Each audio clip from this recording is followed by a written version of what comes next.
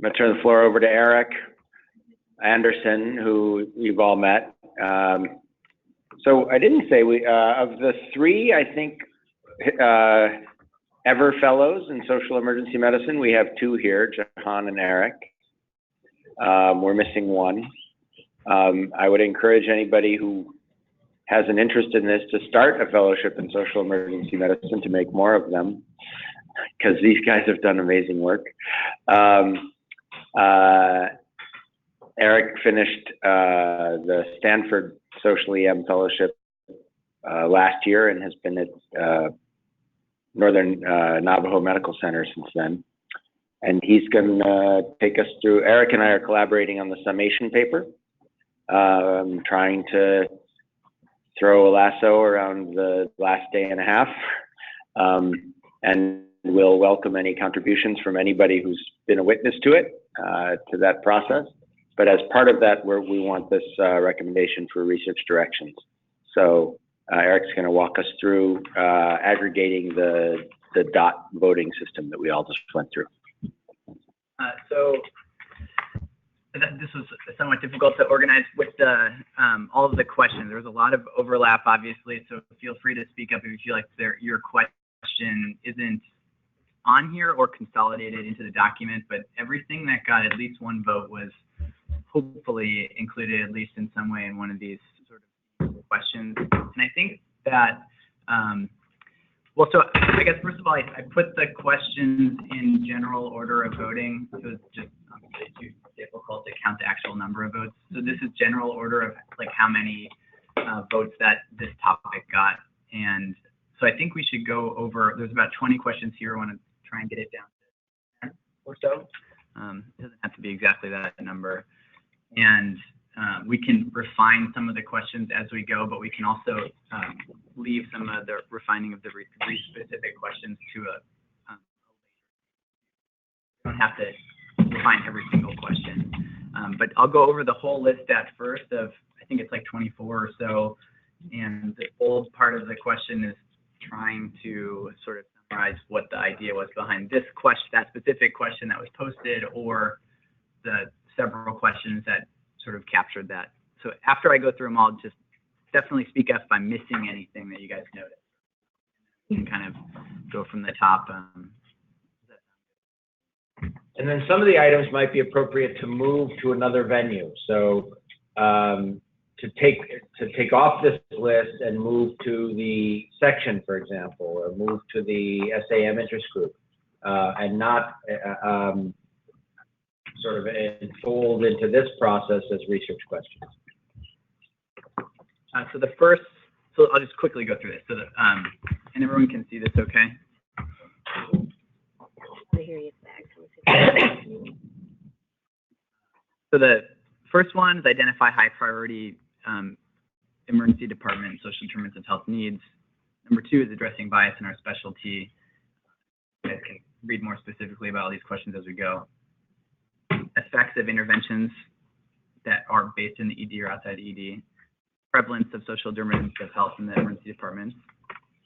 A lot of education questions, so I just put education for this one. The effect of screening, in quotes, on ED operations, length of stay, etc. Patient satisfaction.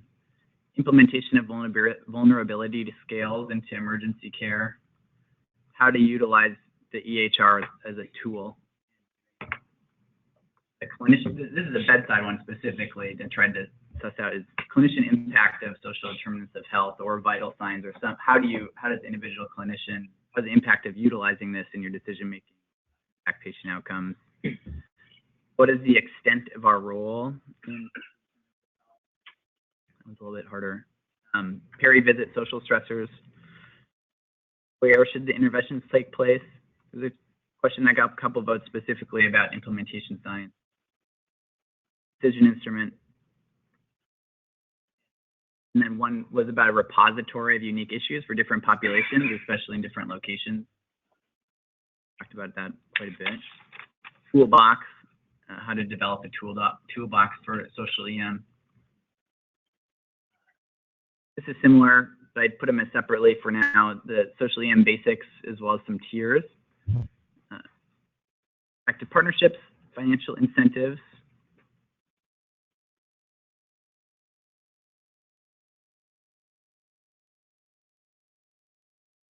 what do communities want from their emergency departments, framework for community engagement, burden of time for providers, and a registry of SEM programs. So some of these are more formulated, like I said, and some of them are concepts. So yes, we'll start from the top, and maybe we can start to formulate, consolidate as you guys see. Any thoughts on the first few? The first 5 definitely by far had the most votes. By far. Is it high priority, or is it defining like a minimum standard? What's this was getting at? Like what is the minimum standard? This is, I wrote this one, that one at the top. Thank you. I'll figure it out. No. It was about kind of figuring out, if we were to choose some, like which of these social needs have the kind of biggest opportunity to move the needle, and what's like most important for patients. But I think it ties in, well, 2 things. So in the part that's bolded, I think the second part of this question is really about screening and how do we do this screening efficiently and effectively. And that ties in with some of the other questions that come later. There were like a few other questions about screening and how to do it. So I think that fits in. And then in terms of like highest priority, that also fits in with some of the other questions that others had written down below that I thought were really good around kind of looking at, I can't remember how it was phrased. It was like looking at the one about the Perry visit, you know, like essentially which of these social needs is driving, you know, people's emergency department use, and what's most important for us, because I think we've all talked about, like, there's a huge range of this is a very big topic. And I think we can think about everything, but it might also be helpful to kind of narrow down a little bit too. Yeah, that was my at least read after trying to read all these really quickly of what you were saying, that is, what are some of the like really low hanging fruit, and this is going to be different for every department. Okay. But if there was I mean, I think it does seem like a reasonable question to try and say, what are the high priority needs for most emergency departments that we can focus our efforts on? Or And it's different than, Right. Yeah. Yeah. Or it might not even be like the most. I don't know. It's in part a research question, in part a policy question, right? working and have the most impact with some of these. Impactful. No, I don't know. Impactful. Kelly, did you purposefully leave off screen and address them efficiently and effectively? Like the address part was sort of left out of the second part of the question, and it ties into like that toolbox or toolkit question. I think that adding address would be like wonderful to that second part too. I wrote a separate question about like how do we address it and do interventions, but I think there's like a whole other segment on intervention. It wasn't on purpose. From a research standpoint, Yeah. they're different. It's right? different. It's different questions. Yeah. I mean, one, you know, you have to address cross-sectionally, and one you have to address from a trial. Right? Identifying the most impactful social determinants for ED presentation is going to be a cross-sectional method, and then figuring out how to address them is going to be trial, right?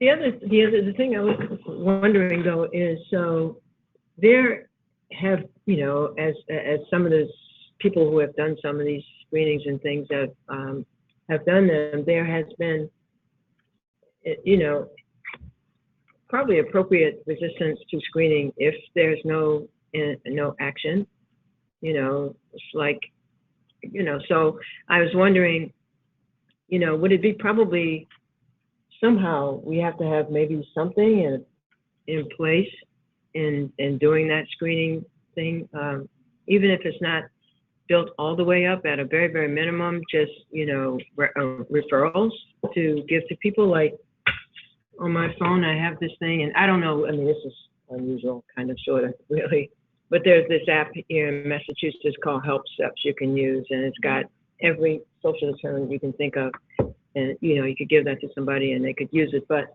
I guess the point I'm making is, I think probably we would have more success if we had some baseline mechanism to refer people to things that they screened positive for. I think just piggybacking off of that, it's hard to know if it's impactful or not if you're not doing something with that information.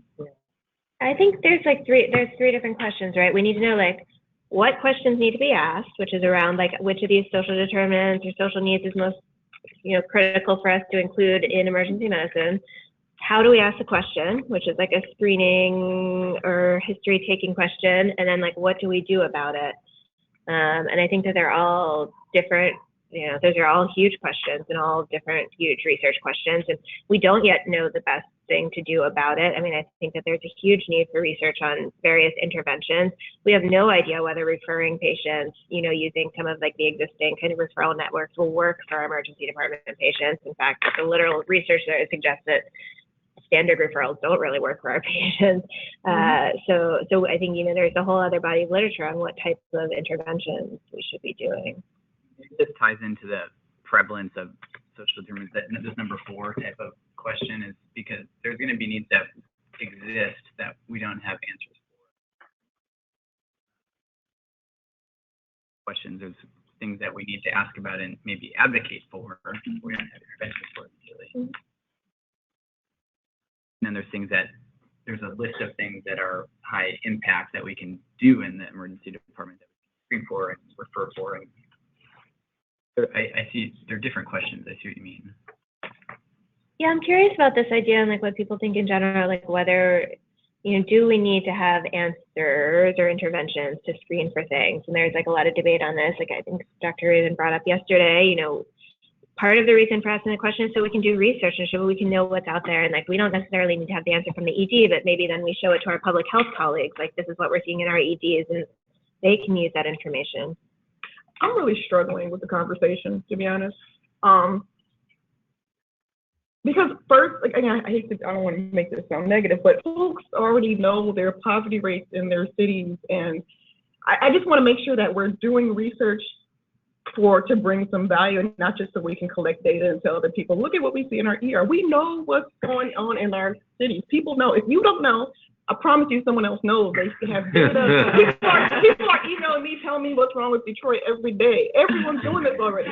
I don't think we need to focus on how many people are poor in our emergency departments. Like, let's get to a question that brings value if we have the data, so we can actually do something about, so even like more evaluation of programs that are already working. And again, a lot of what we're talking about, reason why stuff doesn't work, maybe it's actually those community-based programs that aren't evidence-based, and there are plenty of those. So it's not necessarily, and I agree, like just giving someone a flyer and saying, go do this doesn't work, whatever setting it is, whether you're ethics or whatever. But again, let's kind of pull up from what question can we ask just to get some more data and really think about the value that we're adding to the world and not just to emergency medicine. To Dr. James' point, Ann, I do think that we have to have some kind of response, which is what Dennis was suggesting, and that we screen and then do something, not just document it. I think that's already out there. Like you said, there are resources in all of our communities, whether it's suburban, urban, rural. We just need to challenge the emergency departments to identify them, or the hospitals or the system. The resources are there. They're just not always connected because sometimes we work in silos. So then maybe research questions around data sharing, or, you know, something, the next step. The next step. You know, The next step. Yes. the connection of the data sharing and what works best. We all just Evaluation, health information exchanges been used to effectively, you know, help people get to the right place for care. Something like that. I'm just throwing out random stuff. And a new question. But you need to, I need to recognize Jerry, but I just want to say you need to know which community partner to take advantage of for a given patient somehow. And you need to document that and track it somehow. And I think the use of the screener is to serve that purpose, not to generate data for data's sake, but to know that this person flagged red on housing. I need to engage my housing specialist now before there's a life threat from loss of housing. So I think I don't think we're talking against each other. I do think we're talking about doing the same thing. I don't want to have, I don't want to duplicate community services in the emergency department, but people aren't finding them effectively. So, and that's partly because when they leave the ED, I don't know what to do for them. You know, I don't know which community partner to engage. And I think, you know, having a dashboard of vulnerabilities would help me with that. There's also, to be honest, there's 211, there's other folks who have these various resources. They need to come together, put it somewhere, and put it where all the hospitals can see it. So that, I guess, could be a research question, or people just can do what they should be doing. Like, I mean, I'm serious. I hate to be, you know what I mean? Right. Yeah. People just have to come, get in the same room, and people have this, just share it and make sure folks, it's on the public health community then, the community folks, to say, hey, look, we've got this, here it is. We have Jerry and then Dennis. I don't want to be negative, but I'm a little skeptical about this process, and I'm skeptical for two reasons. One is because I think this is not how you are.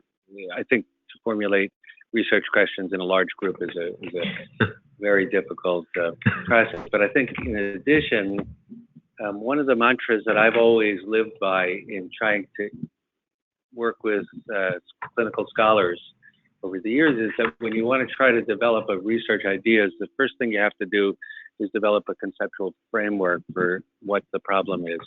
And that allows us to address all of these issues, because one of the things about developing a conceptual model is that you figure out not only what are the questions that you want to think about, but you also try to figure out what's already known. Because many of the things that we want to address are already known, and we shouldn't be doing research about them just so we can write papers and say, well, we've looked at this from, you know, yet one other little silo. If you develop a conceptual model, that often identifies for you many areas that are important, and some of them partially known, some not known at all, and some where we have a really pretty good idea. And then from that, you can decide which of the ones we can each have different opinions. I think this is one that's really critical that we should be addressing now. And that can be in the level of what do we not know, and it can be in the level of what do we not know about how to intervene. But for me, all of these need to be looked at in the framework of what are the big issues, including, as Rochelle pointed out, one of the big issues for me that wasn't on there is what are the outcomes we want to attain? How do we even decide what are good outcomes? So all of that should be part of a conceptual model. And then once you have a conceptual model, what is not known and what's important jumps to the fore. And then it's up for each of us, we shouldn't all be doing the same thing, to decide which of the areas that we think are important. And then you have to start addressing how do we develop questions, and how do we develop interventions, and how do we measure things. And those are all separate steps. So I think jumping right to the end of it at the start as a large group is going to just leave most of us frustrated.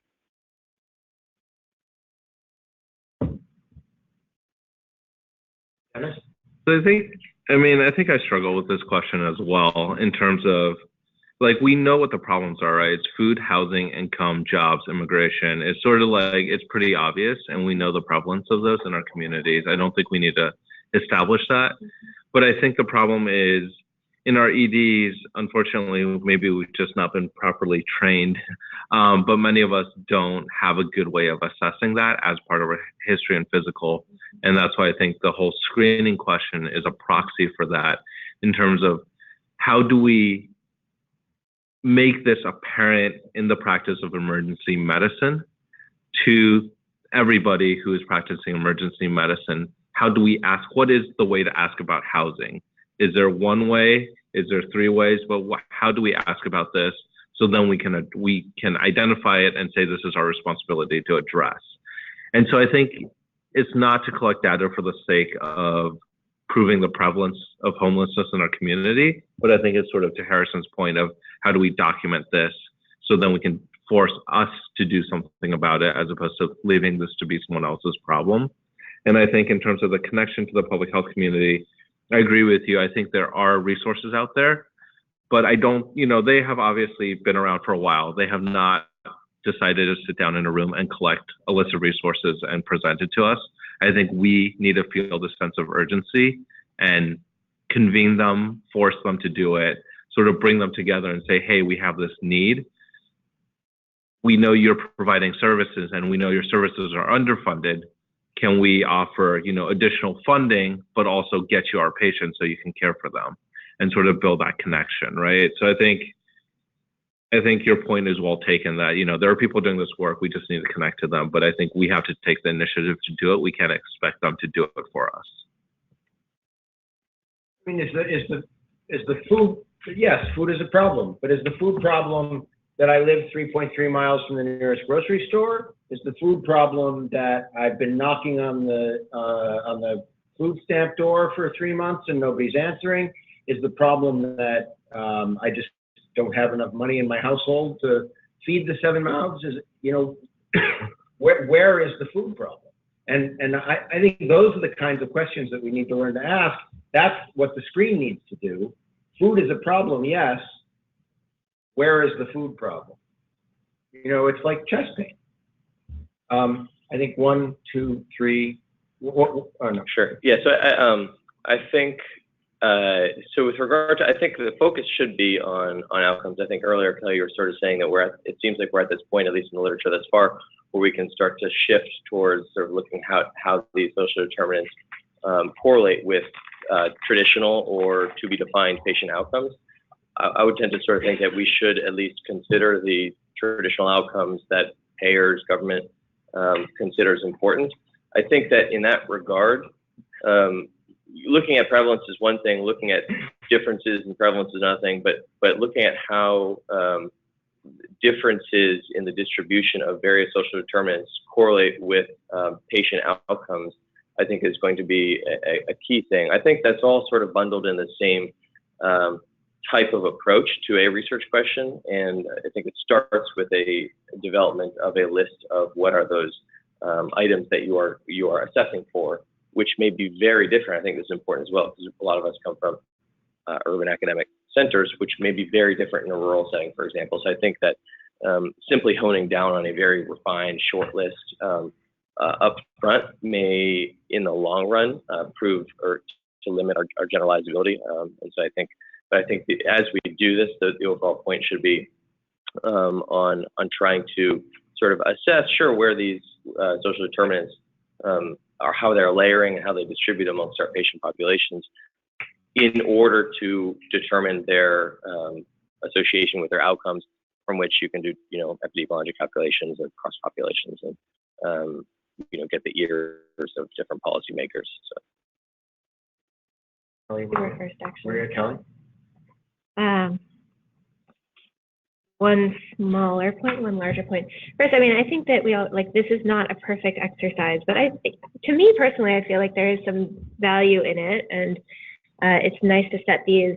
I don't think that these are going to be polished research questions. Certainly, this is nothing like somebody's going to run with and write a paper or do research on this exact thing. But I think that identifying these domains and kind of seeing where people see values through the voting process was helpful, at least to me, especially to kind of as a way to hear everybody's voices and see, for example, number 2, that wasn't something I would have thought of, but it's clearly a priority. So I find it useful.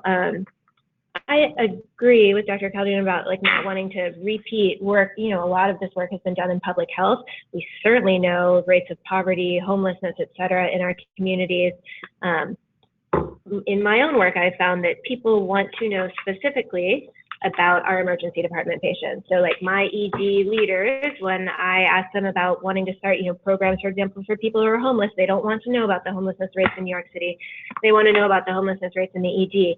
And that's actually not data that my city has amongst their own public health and Department of Homeless Service agencies. So it's something that I'm working together with them to create, because it's a number that they are also interested in.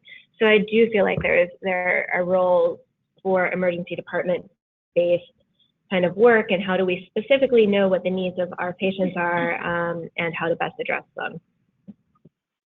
Yeah, I think that's a little bit what I was going to say. I think we just have to think what would make it worth collecting these data, like in the emergency department. If it's worth it because we would use it for something meaningful, then it's worth doing, and if not, it's not. So I think, like Kelly just said, if collecting these data on social determinants of health that we may be collecting when we talk to patients, yes, but we're probably not doing a very good job of like documenting in a way that could actually inform people that Kelly's talking about or inform research studies, then maybe it's worth doing it in a more formal way. So that's basically what I was going to say.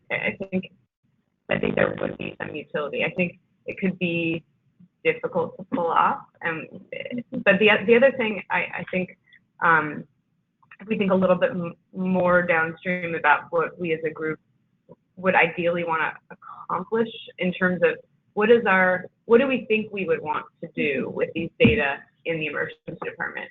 Is it that we want to have providers and clinicians act on these things? Do we think that we envision having, other kinds of providers like a case manager, a healthcare navigator in the ED addressing some of these things, and having data on the prevalence would help us train and hire the right people that come with the kind of right background and experience to work with the patients that have the highest prevalence of these issues? I think there are lots of different reasons we would want to collect these data, but we just have to think about what they might be. Okay, we have Ed, Dennis, Roberta, Brina. Stephen, are you waiting to talk? Or I'm waiting on point 2, so okay. I'm not in this queue. Okay. Ed, Dennis, Roberta, Brina. This is a question for all of us. Is there's a bidirectionality of what's happening in the emergency department and some of the policies that we're going to see come down the pike and are already happening around in the economy and in different agencies of our government are going to have impact on those social determinants. And I feel we have an opportunity to be witnesses to it and to report it. So I think that should be part of determining our priorities. I think the separate question of should we identify if we don't have a solution for has been discussed a lot, and I agree that if you don't give people a solution, it may lead to increased burnout or cynicism because people feel ineffective.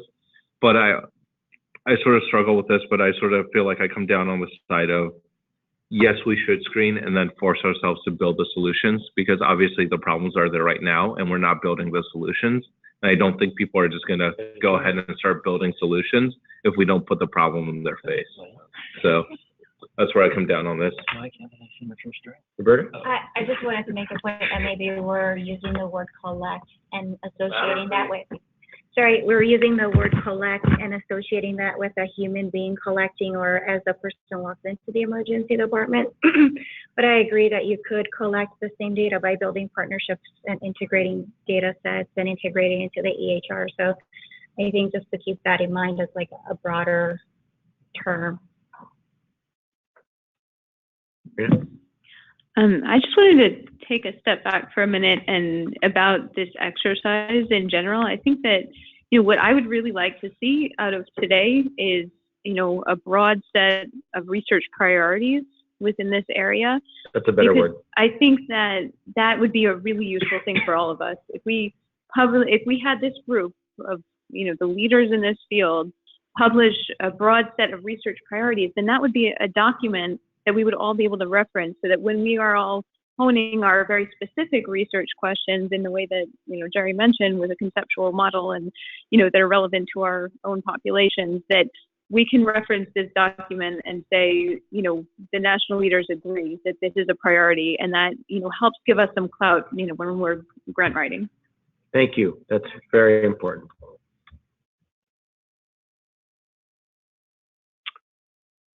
We have potentially a very powerful tool in our clinical emergency data registry. So I would second trying to look at what are the kinds of questions that we would want incorporated into the electronic health record, so that data could be pulled and then could potentially be correlated with clinical outcomes. I'd also suggest that the medical model is that if we can make a diagnosis then we write a prescription, or we have a specific therapy that we then recommend and implement. And so that on the one hand, here we're trying to identify the social determinants of health needs. And on the second hand, it's what prescriptions, and I know this is research, because there is a question later on that says, what are the effective interventions? But what are the prescriptions that we would want to have available to our providers, so that when we identify what are the most important high priority social determinants of health, we have something that we can do about it. We have prescriptions, if you will, prescriptions that we can write and the resources that we need in order to effectuate a better outcome for our patients. Okay, so where are we with that? I would say that I really appreciate Brina clarifying the importance of research domains, research priorities coming out of this meeting. I think that's a fantastic addition. With that said, I would still like to give focused attention of the group to a list of possible things that we can embrace as research priorities. So Jahan and Steve, and then we'll go back to the list. This is a little bit of a side, but I think hearing what people's suggestions, one avenue for gathering data might be to go look at places where data is already being gathered and try to assert ourselves and ensure that social determinants are being collected in things like the NHAMSIS data set or trauma registry. It's not about that, but NHAMSIS doesn't collect any new data. They only scrub. See, that would be another value of screening in the EHR, is that then NHAMSIS could capture it. Yeah. Sure. NHAMSIS can't capture anything that we don't already collect. So that's just one example of I'm just thinking of what are some common data sets that our specialty uses to figure out the landscape of whatever the issue may be. Well, I think that should go on the list of research priorities, actually. What data sets are available currently? Because MEPS collects some of this stuff. I mean, this data is out there, some of it, and some people have done work with it. I mean, Paul Chung and Adit Gindi did that. Did anybody here participate on that project? Looking at barriers to. Oh, that's using. Yeah. That's MEPS, right? The National Health Energy Survey. Okay. And it's they have like I'm using that for another study right now, and they have like a ED data. Their data on even like substance use and alcohol use is not that good. So it's like there actually aren't a lot of great national data sets that have good data on these things actually. But maybe like Johan said, adding in like, how do we get this into these? I totally we agree. should start asserting ourselves. Well, and that's the reason that is one of like a very good reason to me to collect it so it can be used for things like that. Anybody tied in with the National Center for Health Statistics, or? I serve on a fellowship advisory and have advised before on NHAMSIS. A couple other people I think have advised on NHAMSIS. So I can definitely reach out to them. But I think even statewide, it takes some work, obviously, but the local public health departments and depending on how the state runs Medicaid, that they have different ways to pull in this data set. So it's breaking that HIPAA or forming BAAs and MOUs. That takes quite a bit of work, but to bring it all together to take a look at it, how it intersects with the healthcare system. Steve? So again, to build on Jahan's comments, do trauma centers collect social determinants as part of their trauma registries? I don't believe so. It's not a data field in the trauma registry. So it's something we all, pretty much everyone here, most everyone is in a hospital which is serving as a level 1 trauma center. So that's one place where we can insert ourselves and begin to get some information. I want to just, as a step back to, again, categories of research priorities. I'm not sure if it was said I had to step out, but again, in terms of ED-based, like a trauma center, ED, collecting information on social determinants and looking at the data and so forth, there's strengths and limits to those kinds of studies, because trauma centers typically have done trauma center related research, but it's not population necessarily. So we have to population-based research that pulls in our public health colleagues. And I think we can straddle both. They're both important, but I think they're both areas that deserve attention as we advance this field. So ED-based research, like a trauma center is doing research, but population-based research that spans a population for the entire city, for the entire county, and then relates to the databases that are already in place in local or county public health departments. That's where we're utilizing databases and we're connecting databases, and connecting databases has independent value.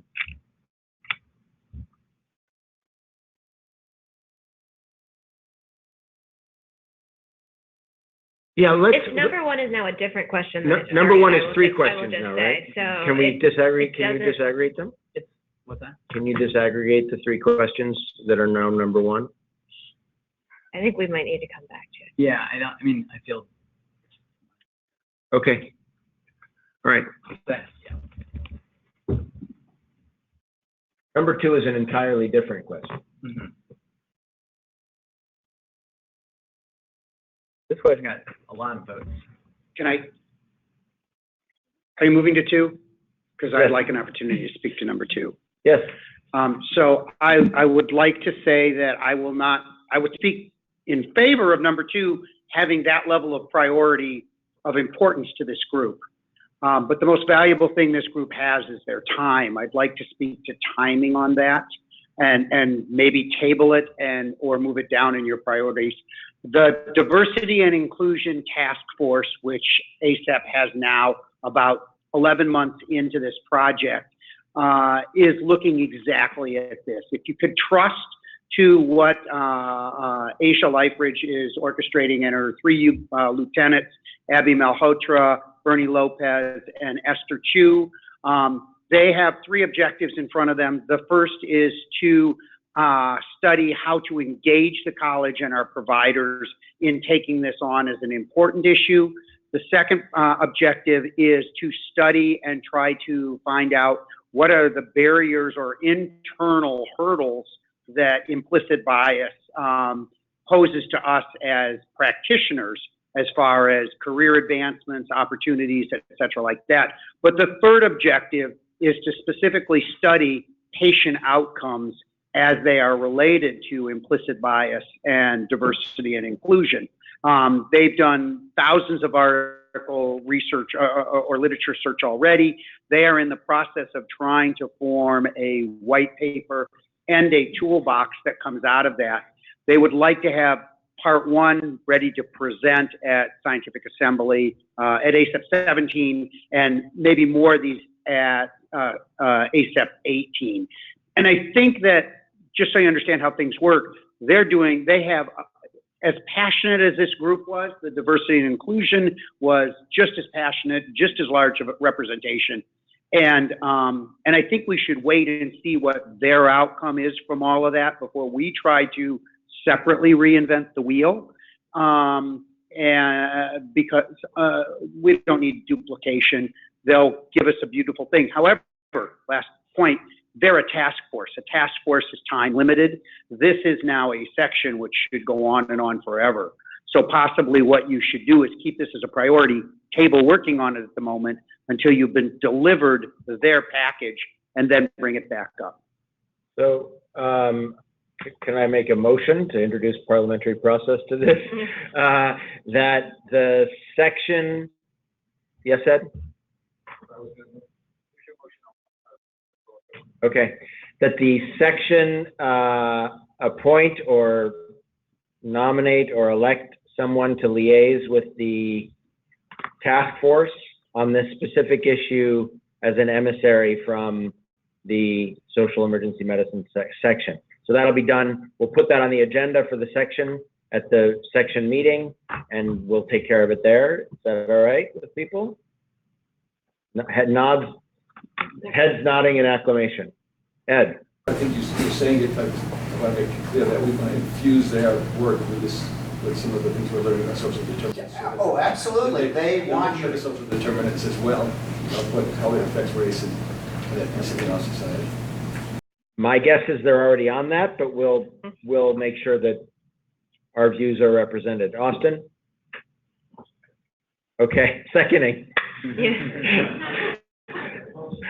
All opposed? Thank you. That moves us all along a little bit too. Measuring the effects on interventions, we're just going to go down the list here. So this came up in the early presentations.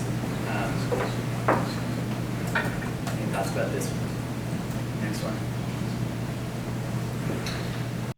This, it seems like, is domain 3 of question 1, right? What are the determinants that we want to ask about? How do we ask about them? And then what are the effects of the interventions that arise from them? Is that right? Do I have that 3 domain thing down? Now, embedded in this question is the question of outcomes, which has come up a bunch. I have my own biases about what outcomes we should be measuring, but that is a separate research priority, in my opinion. So what are I don't know even how to answer it, but what are it's not going to be ED revisits, I hope. Really want to know. I think you and you always used to say that some things at face value have utility. And I guess I don't know what to do with that in terms of disseminating people's work and what outcomes we should be looking at. Dr. Kelding, what you were saying too. How do you get that out there? Especially people have published a lot. So how do I get that in Shiprock? How do I hear about these things? I mean, I happen to be here in this room. I think that's also related to this. I have worries about choosing specific research questions instead of, I love the way Brina suggested it, big research kind of themes and priorities and approaches. That's what we're working on. Sometimes I think you need to just do something that seems right. And then afterwards, if it grows or if you need to fund it, you might have to really see if it works. But I love the BMJ article about, there is no randomized controlled trial of parachutes. So sometimes we just got to do the right thing. And I think, I was thinking more of growing research groups and collaboration. So, I told Eric, he did a very beautiful study at one institution, but if you can collaborate with another one, okay, then that becomes so much more powerful. But you got to start somewhere. And so perhaps, out of this will also come research collaborations and very interesting grouping of different assets and strengths of different institutions. Stanford probably doesn't have the population that many people want to study, but we do have a little bit more research capabilities and resources that we can offer to people who are doing that work. And so put that out there. I'm not quite sure where to put it. Leah and Hemel? I just wanted to bring up, I think inherent in this question of effects of interventions are what are the interventions that are being done. I don't know if there is a good review or any sort of published piece to say these are all the different ways that people are attempting to address these different issues through the ED. There's obviously your review talking about the different papers that are out there, but I think in one of the ways that this group can be helpful to people in not sort of recreating the wheel is to then have a very established piece to say, look, these are all the things that different people are doing. These are different ways that you can try them and implement them. And then of course we can study their effectiveness. But to even just know what's out there is sort of step one of this question. Just to chime in as a direct response to that. So our review would have included studies on interventions in the ED had they existed. But there has not been. I think that things are happening throughout the country.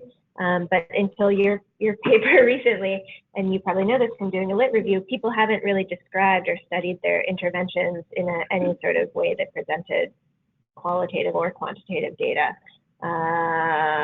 specifically around social needs and not, there have been interventions specifically for frequent users. Dr. Raven's done some of them, some of our other colleagues have done some. And so maybe one of the first things we can do in this one of the things we can do in this group, since there are people at many different institutions who actually are doing things to address these needs, is even just among the people here, maybe collaborate to try to have some sort of paper discussion of all the different models that we've created out there to sort of do this. And I think we should all become familiar also with the frequent user literature, which has some more information on this too. Emily? Yeah, I agree. I mean, that was most of what I was going to say. I would just encourage folks who are already doing a lot of stuff in their own ED to think about how you can do some evaluation of it. So if we start with this group, I think there are a lot of things that we know we should do, and many of us are doing those things. And then how do we disseminate that? And some of that is, there might be operational folks in your ED that are working on these types of issues, and you may be able to bring the research component of that, or vice versa.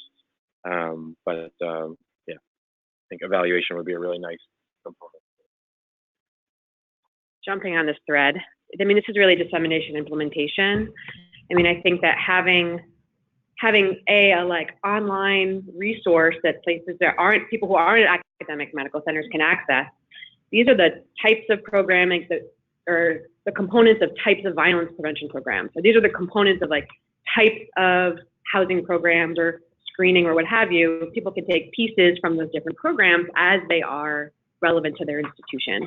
So really, this isn't maybe so much a research question, but as we study implementation and like effectiveness of these programs, but also what are the barriers and facilitators to implementing these programs? How can you address them in your particular institution, and really like aid in the dissemination of a lot of the interventions people talked about yesterday when we talked about the different topics. A lot of people talked about their own experience of their own institution, but how those lessons get gleaned or transmitted, or what made them successful where they are. I mean, I think some of those pieces really need to be sussed out so we can make these interventions more portable. Zach and me. Thinking about sort of some of the recent comments and thinking about this really question seems to be about interventions, right? And it's, you know, Liz talked about the implementation of interventions. There's discussion around efficacy, but this, the way it's worded now, is effects.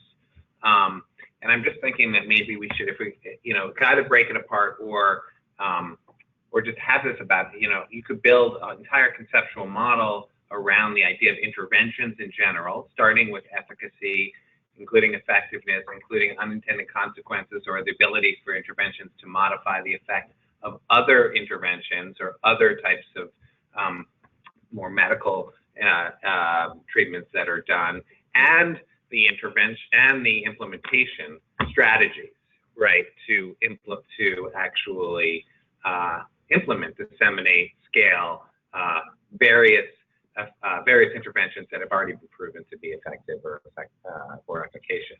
So, I mean, again, that's like a giant list, but it seems to me that we're all talking about intervention specifically, and that's very different than a lot of the other things on the list.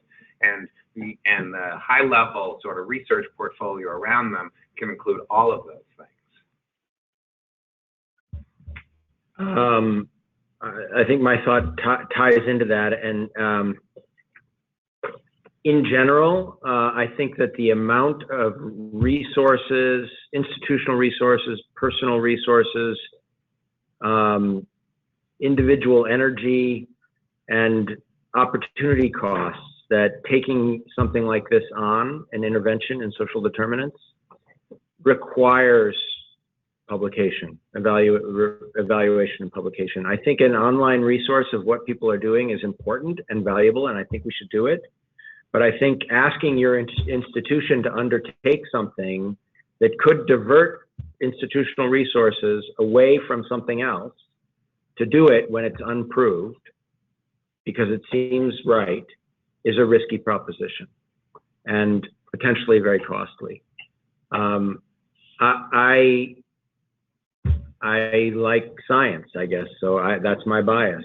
But I wouldn't say that an online resource or something like that that's geared towards implementation is not unscientific. It just has to start with the effectiveness of the intervention. Once it's proven, then you need to think about what's the best way to actually implement it. But a lot of us who are doing projects around the country that we want to disseminate out so that other people know what we're doing, we don't have any data for their efficacy. We're just doing it. We're not studying it. So, and I think I've heard that there's an interest in disseminating these ideas that people are doing, but they're unstudied.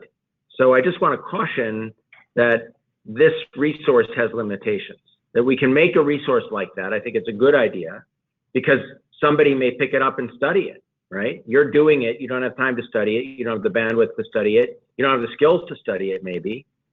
You're too busy doing it to study it. Maybe somebody else will do it if you put the idea out there and study it, and then you will have data behind what you're already doing. Maria? I think to that end, one helpful, again, like a broader goal, eventual goal for this group might be to come out with, if we are going to study these things, like what outcomes should we study, or what group of outcomes? You mentioned ED revisits, and hoping that's not it, but that wouldn't be my top choice either, but that would probably be one thing that you might look at, right? And there might be a lot of other things. I just don't want to power it for that. Yeah. So one might be, and Dr. Goldfrank and I were talking about, does your program break even, including program costs? Maybe not save money, but does it break even if you account for the cost of the program and improve people's lives in some way that you can measure, right? Yes, that's 12. To me, that would be great. I'm a big fan of the there are lots of other ways to look at what services. Yes, some services will go up, some might go down, and some needed services might cost a lot, like getting someone on a medication they really need, and reducing ED visits might not actually save all that money, but maybe you just want to look at differences in kind of the types of services people are. I mean, there are tons of things you could look at, but that might be a valuable exercise for a subgroup of this group to undertake, so that when we come out, when we study programs, people from this group and others are actually excited about the results instead of being like, oh God, I'm not studying. They didn't look at this critical thing. I don't know, Jeff. I think what you're getting at is we should be measuring the value of these interventions, because you want to look at outcomes and keep costs neutral, or maybe it'll cost a little bit, but we'll get really great outcomes from it. And we don't know how to measure value in any part of healthcare. So, now we're getting into a very nebulous part of our healthcare world where people feel even less comfortable around social determinants and some of these programs. So I completely agree with you. I don't know where we begin to get there. I guess keeping costs neutral and showing some benefit is a good place to start. But not there. I think just to go off of what you just said, it's values from whose perspective. Is it the patient? Is it the facility that you're working for? Is it, the Medicaid agency? Is it the insurer, the payer? Well, however you need. So there are many different categories within those outcomes. I will tell you, just having submitted a couple of intervention evaluation papers, even though this was not part of the study, the cost always comes up, right? It's like the reviewers, they want to know, even if it's not a formal cost study, and it wasn't intended to do that. We did a utilization thing, and it got accepted, and it's going to go live soon. But again, just keeping that in mind. And so this gets back to a conversation we were having before about reviewers and their expectations and their knowledge and backgrounds. And I've run into reviewers that say this is not an emergency medicine issue, and therefore this paper should not get published. So I think creating a community of reviewers that are knowledgeable in the subject matter, maybe those that are implementing programs but are not publishing, to get some content in there as well would be really helpful to disseminate what we're finding.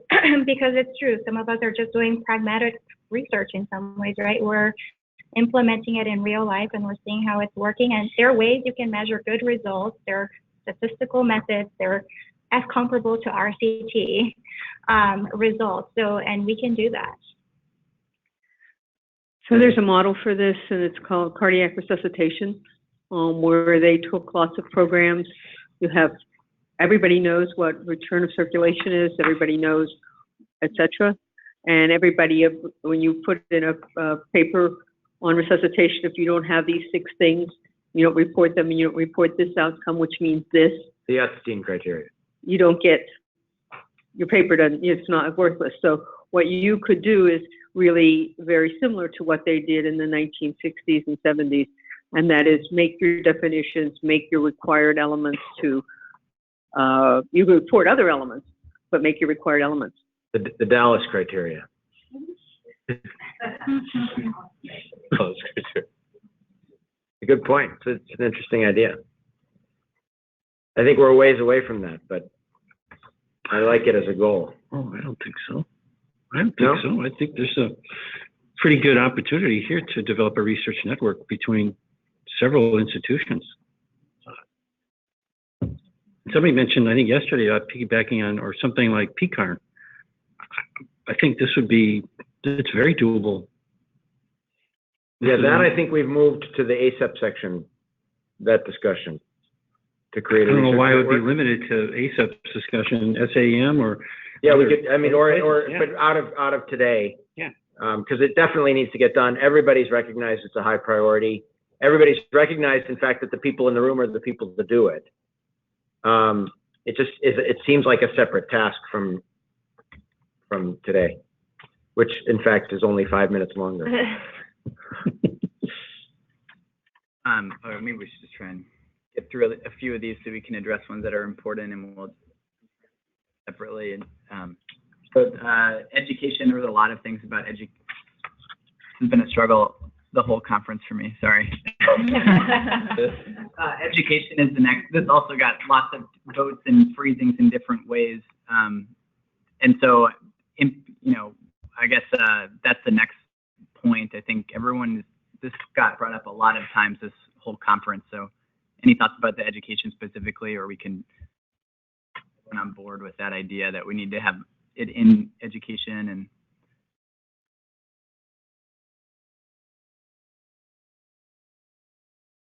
Anybody do education research? We want to make sure we don't just recreate the wheel, though. Right? There might be a body of research in thinking about social determinants. Want to work with those people instead of create our own. And I think, there's a lot that goes into that prior to the research. So I think it has to be a different section. But if we make it, Is there already an education section, right, within, is there a way to do the same thing with a diversity committee and leverage that? You okay? Oh, sorry. Yeah, it's a good thought.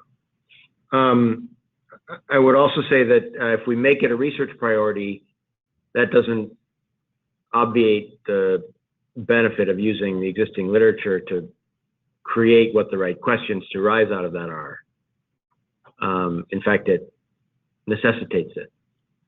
So, I think it came up enough this week that we probably have to include it as a research priority, because I think it's a priority for most of us.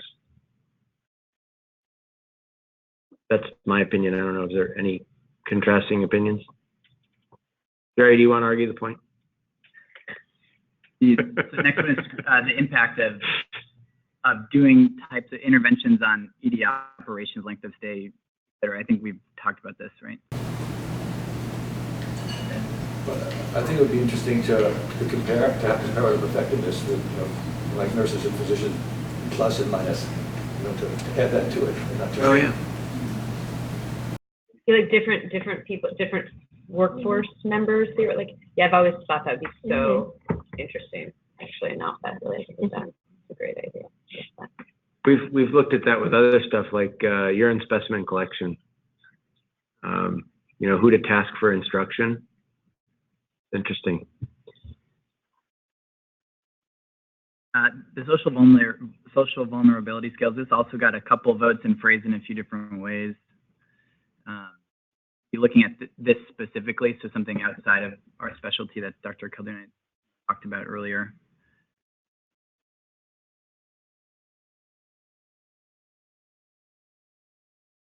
This relates to one of my questions, which was, what would it be valuable to know about, from a geographic standpoint, what the what are the conditions on the ground when the patients walk into the department? What are they carrying with them? You know, does their home map out to a long distance from a food source does it map out to a high density alcohol outlet density? Or I just think it would be a valuable thing to know, but that was my question. I don't think it's a high priority for people. There's something on there about asking what patients think are the valuable outcomes. Yes, that's on here somewhere. Asking what patients want of their EDs. I think it's how somebody phrased it. And also just in the outcomes, there was a component of that, which is what patient-oriented outcomes, what patient-centered outcomes, which I think that's an important. Harrison's point was around which outcomes to think about. I think that's one huge bucket. Yes.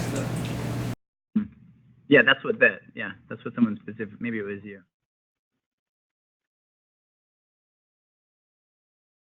Maybe the way to do the rest of this is for Eric and I to draft a list of research priorities to come out of this meeting and circulate it to the group and ask people to comment on both the content and the order.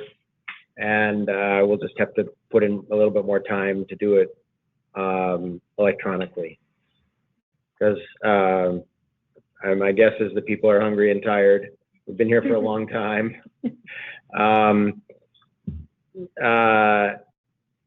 Any final comments? John? I just want to say thanks to you, Harrison. I think I've now known you for like 12 years, and I think consistently you've been the champion for something that we've all wanted to do. We've all wanted to put a name to, and you've just been calling it by its name all along the way. And to see it come to getting an incredible group together, I think we're all indebted to you for what you've accomplished.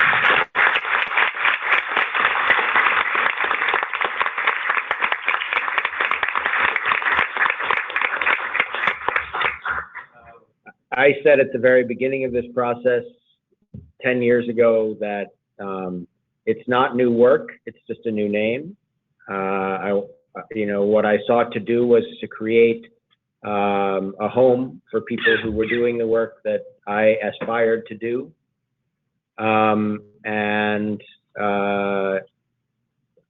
to build a field around this work that I felt was just so incredibly important that had preceded me. I mean, some of you probably remember David Baker in LA. He did a lot of this pioneering work, and Michelle Byros and Nicole Lurie and people who were publishing this material in the 80s and early 90s.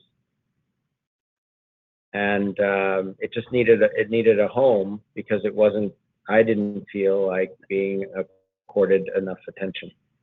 So now it's a big field, and it's getting bigger. And I think this week, my deepest hope is that people walk away from yesterday and today feeling like it was worth it.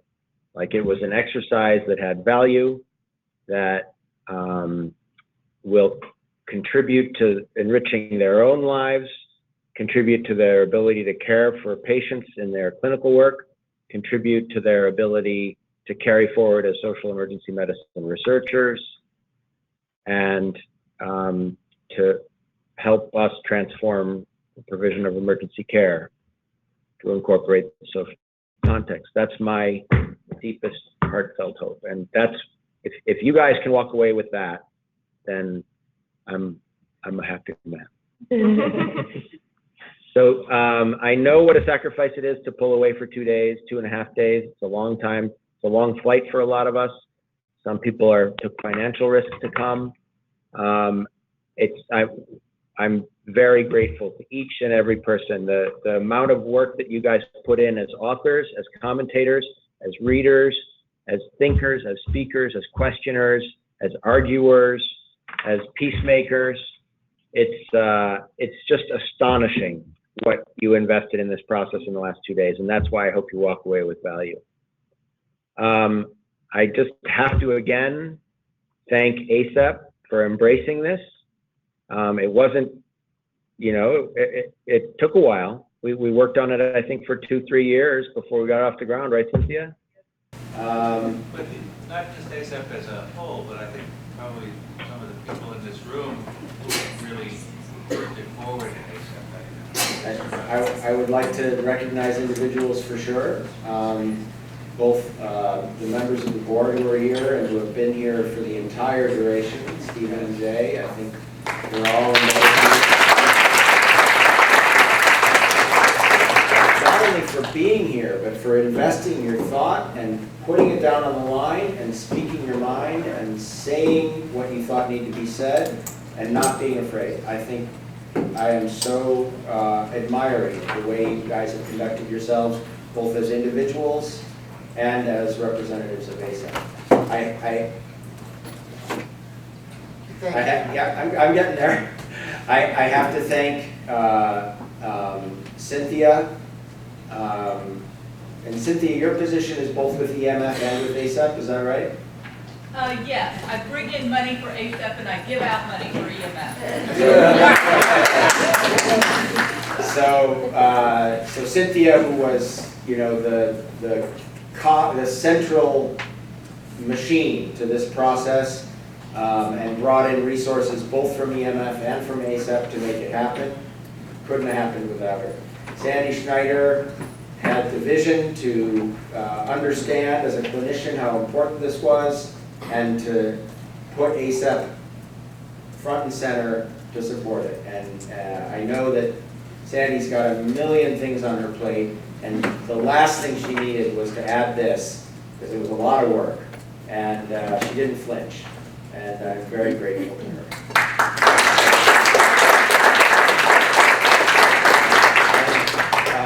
To Lauren and Jana, who have put up with me for a year, I'm astonished that I don't have flowers or something.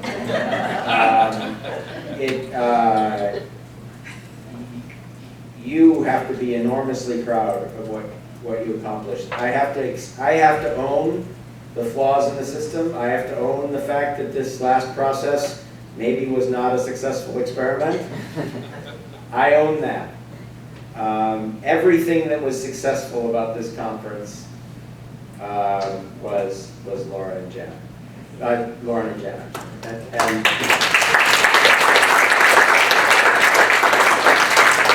then at home, at the Levitt Center, it's a complicated thing to hold together, and I just have to recognize Anne wasn't written into the grant.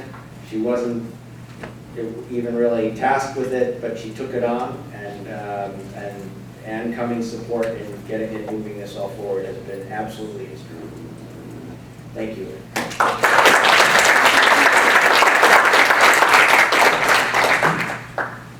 I think that's all I have to say. If I can just say one thing on behalf of ASAP, to thank everybody for giving your time and energy. I'm reminded of Ferdinand Foch, French Allied Supreme Commander from World War I, who helped the French defeat the Germans over overwhelming odds, who said the greatest force on earth is the human soul on fire. And we have a lot of souls on fire here. And so thank everybody on behalf of our specialty and our organization for giving the time and commitment that you have. And about a year and a half ago, we had a wellness summit where we brought together all the different organizations in emergency medicine to talk about wellness.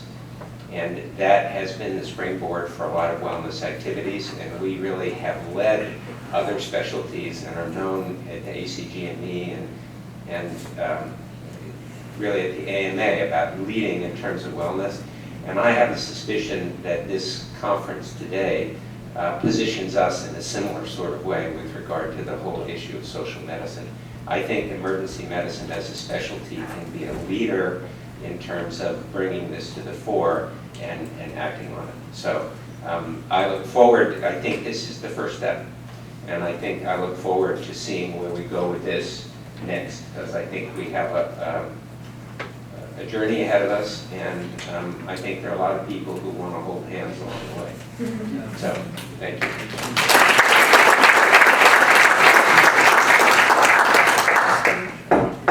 Meeting is adjourned.